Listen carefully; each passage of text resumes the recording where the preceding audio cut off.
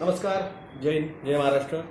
मैं डॉक्टर विलास Jagdale, MD homeopath, Aurangabad, Maharashtra से आज 10 नवंबर 2021 के फेसबुक लाइव में सबका स्वागत करता हूं। देखिए, कल औरंगाबाद डिस्ट्रिक्ट के कलेक्टर ने और 3 दिन पहले औरंगाबाद के महानगर पालिका के कमिश्नर साहब ने ऑर्डर किया है, जो भी टीके का सर्टिफिकेट नहीं देगा उसको डीजल, पेट्रोल, गैस नहीं मिलेगा। कृषि उत्पन्न बाजार समितियों में व्यवहार नहीं किया जाए, मॉल्स में लोगों को एंट्री ना दी जाए बिना सर्टिफिकेट के, ये उन्होंने कल ऑर्डर किया है। मैंने आपको पहले ही कहा, ये संवैधानिक नहीं है। इसके पहले भी इन्होंने कमिश्नर औरंगाबाद महानगर पालिका के कमिश्नर साहब ने मई महीने में 23 मई को एक बार ऐसा डिसीजन उन्होंने दिया था। तब मैंने जो है उसका विरोध करते हुए हमारे मुख्यमंत्री साहब को लेटर लिखा था 20/4/2021 अप्रैल महीने में कि औरंगाबाद महानगर पालिका इन्होंने टीका सख्ती का किया है, इस पे आदेश। तो इसको मैंने कलेक्टर ऑफिस को भी दिया था, विभागीय आयुक्त कार्यालय को भी दिया था और मुख्यमंत्री कार्यालय को भी इसको भेजा था लेटर।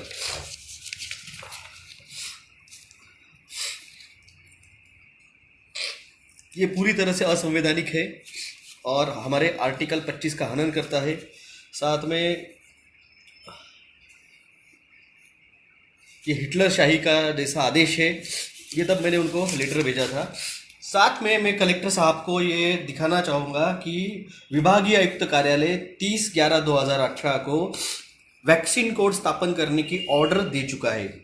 औरंगाबाद कलेक्टर्स को, जालना, परभणी, हिंगोली, डॉक्टर विलास गोवर्धन जगदाळे, मेरे इस डिमांड पे कमिश्नर ऑफिस ने कलेक्टर्स को ऑर्डर किया है और आपके ही ऑफिस ने औरंगाबाद जिलाधिकारी दंडाधिकारी कार्यालय, इन्होंने वैक्सीन कोड स्थापन करने का प्रस्ताव मंत्रालय को भेजा था 1/12/2018 को।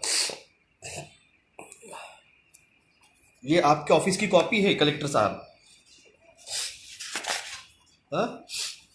विभागीय आयुक्त कार्यालय, अधिष्ठाता वैद्यकीय medical college and director, divisional director of health, इनको कलेक्टर ऑफिस ने ये ऑर्डर किया था कि आप वैक्सीन कोड स्थापन करें। और वैक्सीन कोड में रिलीजियस एग्जम्पशन आता है।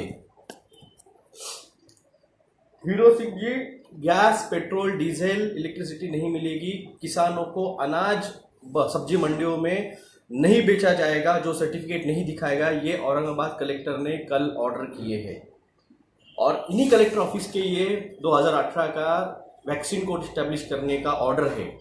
तो ये पूरी तरह से असंवैधानिक काम है। आपने आपके ही ऑर्डर्स को आपने खारिज किया है।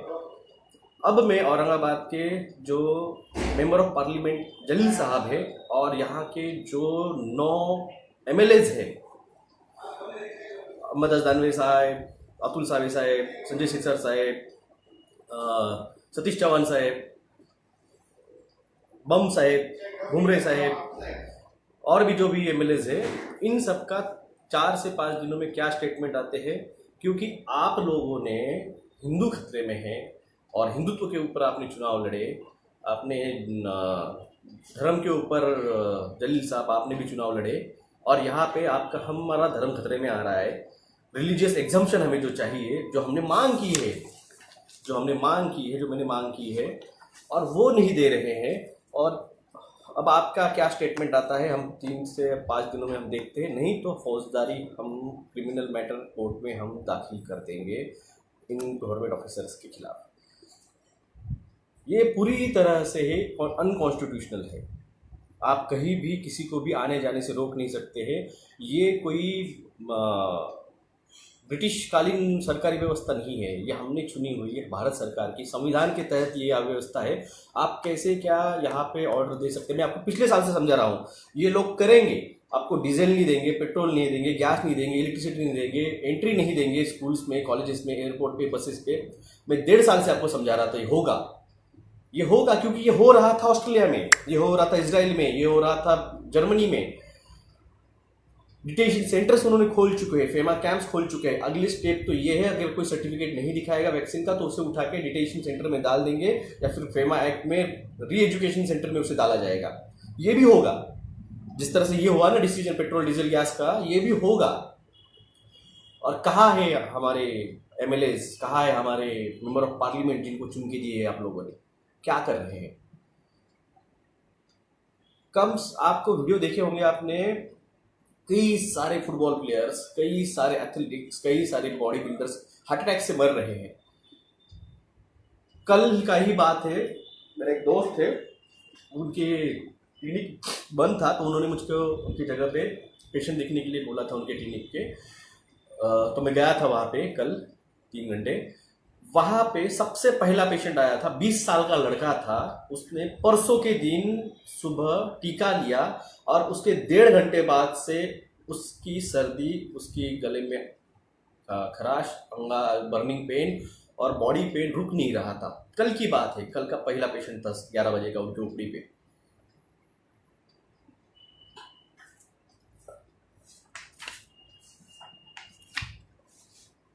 इनका ये इम्प्लीमेंट तो करना जानते हैं, मगर उसके पहले जो उसको प्रिकॉशनरी मेजर्स रहते हैं वो आपको लेना पता नहीं है। जब मैं इस वैक्सीन कोड की मांग करने के लिए जब मैं डिप्टी कलेक्टर मैडम से मिला था तो उनसे पूछा था, मैडम इस पर आप रोक लगाइए। उनका स्टेटमेंट क्या था, हम लोग प्रशासकीय सेवा में पढ़ाई करके आ जाते हैं मगर हमें मेडिकल का कोई ज्ञान नहीं है।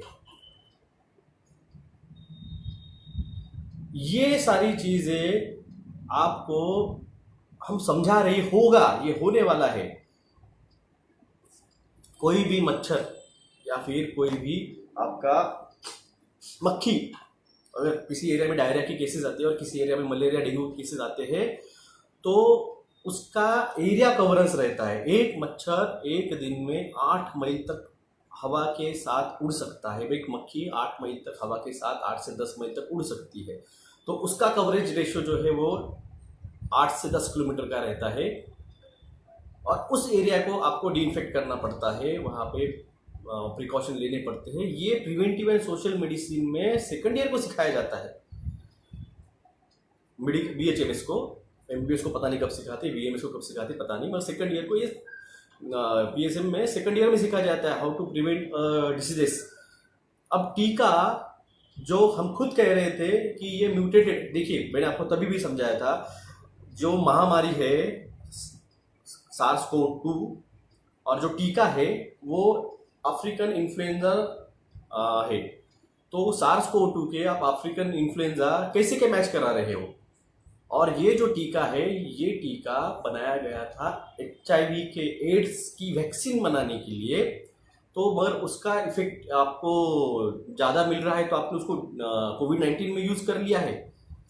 अभी भी डॉक्टर फॉसी के ऊपर केसेस चालू है US सेनेट में, उसको निकालने की बात कर रहे हैं। वही सारा डॉक्टर फॉसी जिसको CDC का डायरेक्टर भी है और WHO का चेयरपर्सन भी था। कल का एक सबसे भारत का मजाक, भारत के लोगों का मजाक अगर कहीं हुआ है तो कल के पद्मा अवार्ड में हुआ है। डॉक्टर रमन गंगाखेड़कर, जो कि आपको याद होगा नहीं, जो अपना ICMR है जिसके अभी गुलेरिया जी डायरेक्टर है, वो गंगाखेड़कर जी वहाँ पे डायरेक्टर थे। उन्होंने PPE किट में और RT-PCR टेस्टिंग की परचेसिंग में 250 करोड़ रुपए का, 2.5 करोड़ रुपीज़ का भ्रष्टाचार किया, घोटाला किया, बोगस किट्स और ये मंगाए चाइना से। इसलिए भारत के सुप्रीम कोर्ट ने उनको उनके पद से निकालने के ऑर्डर किए। तब उन्होंने खुद होके जून के 2nd वीक में रिजाइन कर दिया। उस बंदे को पद्मश्री दिया गया,